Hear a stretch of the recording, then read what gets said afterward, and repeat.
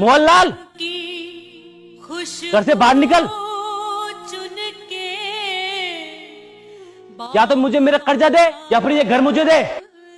मैंने तो आपसे पहले ही मना किया था, इस आदमी से पैसे उधार मत लो, ये अच्छा आदमी नहीं है। अगर समय पर पैसे नहीं चुका पाए तो रही सही इज्जत भी चली जाएगी। दिन बुरे चल रहे हैं सावित्री, जो भी व्यापार शुरू किया सबने घाटा ही दिया। पिताजी के गुजरने के बाद सोचा चंगीराम से कुछ पैसे उधार लेकर एक व्यापार चालू करूं, उसमें भी घाटा चला गया। उसके बाद एक सगा छोटा भाई था, वो भी मुझे छोड़कर चला गया। अब ये वक्त से पहले पैसे मांग रहा है, तो बताओ इसको कहाँ से दूं अपने पैसे। बाहर निकल, तुझे पैसे देने ही पड़ेंगे। आज तो इसकी इतनी बेइज्जती करेंगे कि ये घर इसको अपने नाम कराना ही पड़ेगा। अरे सुन रही हो कैसे भैया के लोग कपड़े फाड़ रहे हैं? बिना सोचे समझे लोगों से उधार लेंगे तो यही हाल होगा।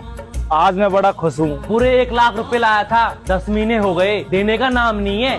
बाहर पूरा मोहल्ला खड़ा होकर हमारी हंसी उड़ा रहा होगा। हे भगवान, ये दिन दिखाने से पहले तो मुझे मौत ही दे दे तू। अरे तू बाहर आ रहा है या फिर मैं अंदर आऊँ?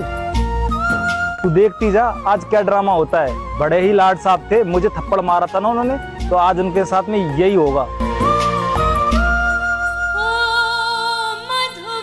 ये लो जी, बाकी सब गहनों में से यही एक अमानत बची थी, इसे चंगी राम को देकर उससे कुछ दिन की मोहलत मांग लो। मौसम री तेरी ते हाय, मौसम री तेरी ते। क्या हुआ, तुम खुश नहीं हो? मूर्ख आदमी, बेइज्जती आपके पूरे खानदान की होगी। नहीं बल्कि हो रही है। वो 2 टके का आदमी आपके भाई की बेइज्जती कर रहा है और आप खड़े खड़े देख रहे हो। बड़ी अजीब बात है, आप उस पर हंस रहे हो। फिर से सजाए जब एक भाई की बेइज्जती होती है तो दूसरे भाई की भी इज्जत पर उतनी ही आंच आती है। जेठ जी ने उस दिन आप पर इसलिए हाथ उठाया था क्योंकि आप शराब पीकर मोहल्ले में हंगामा कर रहे थे।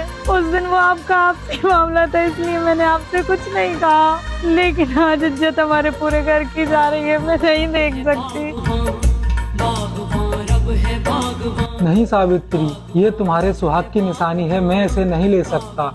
मैं चंगी राम से वैसे ही हाथ पैर जोड़कर कुछ दिनों की मोहलत ले लूंगा, मैं इसे नहीं ले सकता सावित्री। मेरा सुहाग तो आप हो जी, मैं आपको झुकते हुए नहीं देख सकती। इससे अच्छा तो यह है कि मैं इस मंगलसूत्र का ही त्याग कर दूं। गले में काला डोरा पहन लूंगी, अच्छे दिन आएंगे तो मंगलसूत्र तो और बन जाएगा। तुम ठीक कहती हो, मुझसे बहुत बड़ी गलती हुई है, लेकिन अब तुम ही बताओ क्या करना है। करना क्या है, आप भी एक लट उठा लो, मैं भी एक लट उठा लेती हूँ, देखते हैं वो कितने बड़े सूरमा है। चलो ठीक है, अलमारी में 1 लाख रुपए पड़े हैं, उन्हें भी लेकर चलो। जिन बिरवों को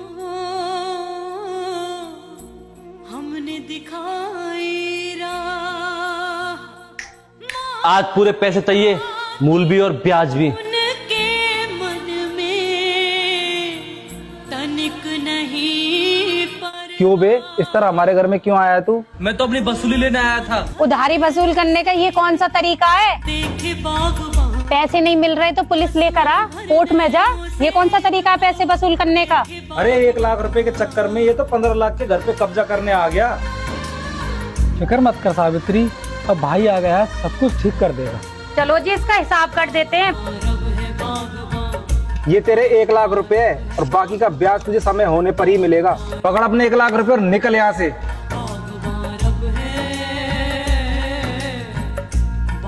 तेरा ये एहसान मैं जिंदगी भर नहीं भूलूंगा छोटे। मुझे माफ कर दो भैया, मुझे तो 3 साल पहले ही आ जाना चाहिए था जब आपका व्यापार डूब रहा था। मैं तो आज भी आपसे राजी नहीं था।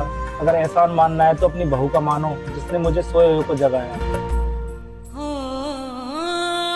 किसी ने ही मुझे बताया कि अकेले भाई की इज्जत नहीं, पूरे खानदान की इज्जत जा रही है। सोचे बागवान बेटा, मैं तुम्हारे माता पिता को प्रणाम करता हूँ जो उन्होंने तुम्हें ऐसे संस्कार दिए। बागवान